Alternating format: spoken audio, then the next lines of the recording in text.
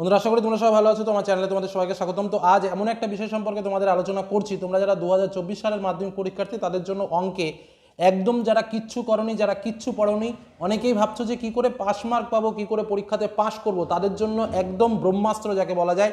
আজকের এই ভিডিও দেখার পর তোমরা অঙ্কে আশা রাখছি 50-এর কম তোমরা পাবে না। অর্থাৎ কেউ যদি আজ পর্যন্ত অঙ্ক প্র্যাকটিস নাও করে থাকো, মাত্র 2-3 ঘন্টা শুধু একটু অঙ্কের জন্য সময় দিতে হবে, এবং সেই সময়টুকু যদি তোমরা দিতে পারো তাহলেই কিন্তু এই যে মার্কসটা আমি বললাম যে প্রায় 50 মতো মার্ক কিন্তু তুমি পাবে।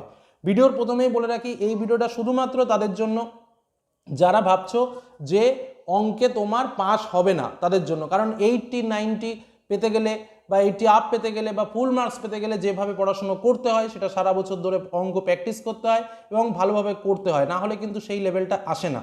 তার সঙ্গে কিছু ইম্পর্টেন্ট প্রশ্ন আমি তোমাদের দিয়েছি যেখান থেকে অনেক বেটার মার্কস বা বেটার কমন প্রশ্ন তোমরা পাবে, কিন্তু সেটাও কিন্তু একদম নেহাত কম নয়, সেটা কিন্তু যথেষ্ট অঙ্ক রয়েছে। আজকের অঙ্ক শুধুমাত্র তাদের জন্য যারা মনে করছো যে আমার পাস মার্ক দরকার, বারবার বলছি শুধু তাদের জন্য। কারণ এই টিপসগুলো একদমই দেওয়া ঠিক নয়, তবুও অনেক ছাত্রছাত্রী এই ভয়েই তোমরা আটকে উঠছো, কিন্তু তোমাদের সামনে জাস্ট একটু ভরসা দেওয়া যে অঙ্কে ফেল করাটা কোনো মানে মানে ফেল করাটা যে চাপ সেটা কোনো ব্যাপারই নয়, কারণ অঙ্কে ইজিলি পাস করা যেতে পারে, সেই বিষয়টাই তোমাদের সামনে তোলার জন্য এই ভিডিওতে আসা। তো এটা আলোচনা করতে গেলে আমি তোমাদের একদম আজকে খাতা কলম নিয়ে বসেছি, কারণ তোমাদের বিষয়টা আমি পরিষ্কারভাবে বুঝিয়ে দিতে চাই। তো আমাদের প্রথমে অঙ্কের প্যাটার্নটা জানতে হবে। আমাদের কি কি থাকে? এমসিকিউ এর 6 মার্ক থাকে, শূন্য স্থানে 5 মার্ক থাকে, সত্য মিথ্যাতে 5 মার্ক, 2 মার্কের অঙ্ক আমাদের 10টা করতে হয়, পাটিগণিত আমাদের একটা 5 মার্কের করতে হয়, দুটো আসবে, 6, 7, 8 তিনটে বীজগণিত থাকে, অর্থাৎ 3 3 9 উপপাদ্য থাকে একটা, 9 দাগের প্রশ্নে, 10 দাগের প্রশ্নে একটা প্রয়োগ থাকে, 11 দাগের প্রশ্নে একটা সম্পাদ্য থাকে, 12 দাগের প্রশ্নে ত্রিকোণমিতি যেখানে দুটো করতে হয়, তিনটে অঙ্ক থাকে এবং এর মধ্যে একটা মান বসানো অঙ্ক থাকে, আর 13 দাগের প্রশ্নে উচ্চতা দূরত্ব থেকে দুটি অঙ্ক থাকে, একটি অঙ্ক করতে হয়, পরিমিতির থেকে তোমাকে দুটো অঙ্ক করতে হয় এবং রাশিবিজ্ঞানের থেকে তোমাকে দুটো অঙ্ক করতে হয়। এই হলো আমাদের মূল ফ্যাক্টর। এবার যদি আমি নম্বর প্যাটার্ন বোঝাতে চাই তাহলে দেখো, টোটাল আমার 90 মার্কের পরীক্ষা দিতে হয়, 10 মার্কের প্রজেক্টে থাকে, আমাকে 5 মার্ক হচ্ছে 25, অর্থাৎ মোট আমাকে 25 পেতে হবে। তো প্রজেক্টে যদি কেউ সবার থেকে কম পায় সে কিন্তু 7 মার্ক পাবে, তার থেকে কম কিন্তু সে পাবে না। তাহলে আমাকে 90-এর মধ্যে কত পেতে হবে? স্বাভাবিকভাবে 90-এর মধ্যে 18 মার্ক পেলে কিন্তু আমি নর্মালি পাস আউট করে যাব। কিন্তু আজ তোমাদের সামনে সেই টিপস তুলে ধরবো যে 90-এর মধ্যে 18 নয়, 90-এর মধ্যে তোমরা 40+ নর্মালি পাবে, অর্থাৎ সব মিলে 50 মার্ক। কিন্তু কোনো রকমের 2-3 ঘন্টা টাইম যদি তুমি একটু অঙ্কের পেছনে দিতে পারো তাহলেই তুমি পাবে। চলো এবার মূল আলোচনা শুরু করা যাক। এবার দেখো, একদম পরপর আমি চলে আসবো। প্রথমে আমাদের এমসিকিউ প্রশ্ন 6টা প্রশ্নের ভেতরে একটা দুটো তোমার নিশ্চয়ই পারা উচিত, আর যদি নাও পারো সেটাও কিছু যায় আসে না। তুমি যদি আন্দাজেও সবগুলো এ দাগ বা সবগুলো বি দাগ বা সবগুলো সি দাগ বা সবগুলো ডি দাগ করে আসো, তাও তুমি অন্তত দুটো বা তিনটে তোমার মিলবেই। কতটা বোঝার চেষ্টা করো।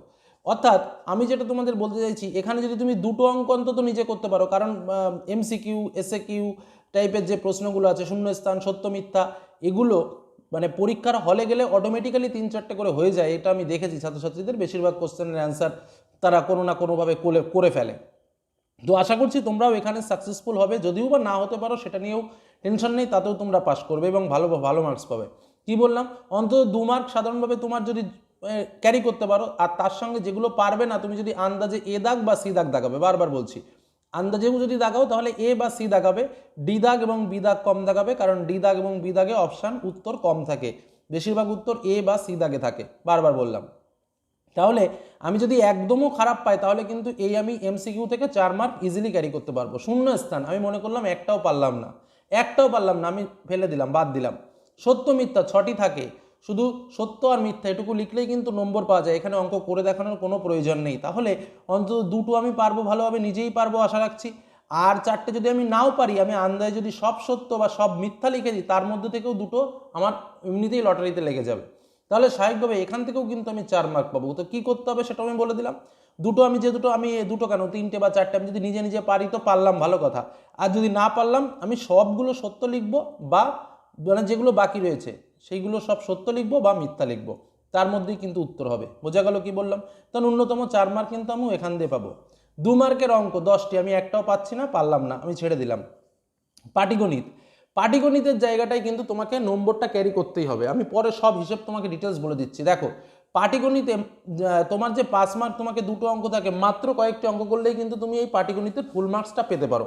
আমি তোমাদের সাজেশনেও দিয়ে দিয়েছিলাম, আবার একটু ছোট্ট করে তোমাদের সামনে সেই বিষয়টা আমি একটু বলে দেবো যে কোন কোন অঙ্কগুলো তুমি প্র্যাকটিস করবে, যার ফলে তুমি কিন্তু এই 5 মার্কের অঙ্ক কমন পেতে পারো। আমি 3টে চ্যাপ্টারের অঙ্ক দেবো না, মাত্র 2টো চ্যাপ্টারের কয়েকটি অঙ্ক বলবো। কি কি তোমাকে যেটা বলবো সেটা হচ্ছে তোমার সরল সুদ কষা থেকে, অর্থাৎ তোমার পেজ নম্বর 35 পৃষ্ঠায় 9-10, পেজ নম্বর 37 পৃষ্ঠায় 15 দাগ, পেজ নম্বর 38 পৃষ্ঠায় 18 দাগের অঙ্ক, পেজ নম্বর 39 পৃষ্ঠায় 20-21 দাগের অঙ্ক, পেজ নম্বর 42 পৃষ্ঠায় 25 দাগ এবং 26 দাগ।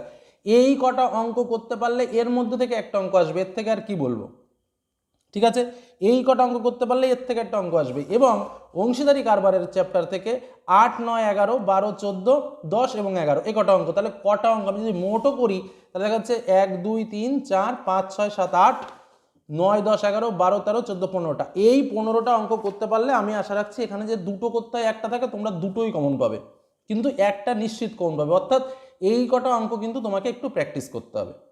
এই যে 3-4 ঘন্টা যেটা আমি বলেছি যে পড়লেই হয়ে যাবে, সেই 3-4 ঘন্টার মধ্যে এইটা কিন্তু একটা কাজ, এই কাজটা তোমাকে প্র্যাকটিস করতে হবে। নেক্সট, বীজগণিত অনেক প্র্যাকটিস করতে হয় এবং অনেক অঙ্ক আমি এটাকে ছেড়ে দিলাম।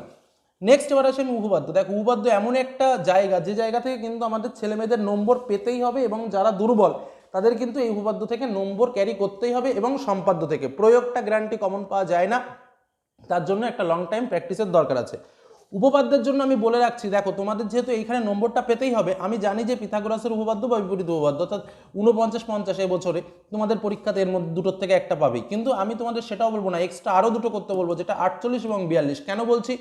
কারণ তোমরা কোনো রকম রিস্ক নেবে না যারা দুর্বল আছো, কারণ তাদের উপপাদ্যে 5 মার্ক পেতেই হবে। এই কারণে আমি বলবো 49-50 এবং তার সঙ্গে উপপাদ্য 48 এবং উপপাদ্য 42, এই 4টে উপপাদ্যই করে যাবে, যাতে কোনো রকম একটা অঙ্ক মিস না হয়। আশা রাখছি 49-50-এর মধ্যে একটা পাবে, কারণ 49 খুব খুব ইম্পর্টেন্ট এবছর। তবুও আমি বলছি যে এই 4টেই করে যাবে, কারণ তোমাকে কিন্তু উত্তর করতেই হবে, মিস যাতে কোনো ক্রমে না হয় সেই চেষ্টা কিন্তু তোমায় করতে হবে, এবং এখান থেকে কিন্তু তোমাকে 5 মার্ক কপি করতে হবে, পেতেই হবে। নেক্সট আসি সম্পাদ্য। সম্পাদ্যতে একটা সম্পাদ্য বলছি, এটা করলে এটাই আসবে, সেটা কি? কোনো ত্রিভুজের পরিবৃত্ত অঙ্কন, এটা তোমাকে শিখতে হবে। যেমন ওই যে অঙ্কটা বললাম, তাহলে তোমাকে কি করতে হচ্ছে, এখানে কয়েকটা অঙ্ক করতে হচ্ছে পাটিগণিতে, যেটা বললাম এখানে 4টে উপপাদ্য, মানে দুটো করলেই কমন আসবে আশা রাখি, তবুও একটু বেশি করে করে রাখবে, 4টে বললাম, সম্পাদ্য একটা, এই কাজটা তোমাকে করতে হবে। নেক্সট, ত্রিকোণমিতির দুটো অঙ্ক করতে হয়, 3টি থাকে, আমার দুটো অঙ্ক করতে হয়, তো এখানে দেখবে একটা অঙ্ক আছে মান বসানো অঙ্ক, অর্থাৎ অঙ্ক দিয়ে যায়, তোমরা জানো যে এরকম tan 45, হ্যাঁ, তারপরে তোমার cos 30, এরকম দিয়ে অঙ্ক থাকে, সরল অঙ্ক যাকে বলে।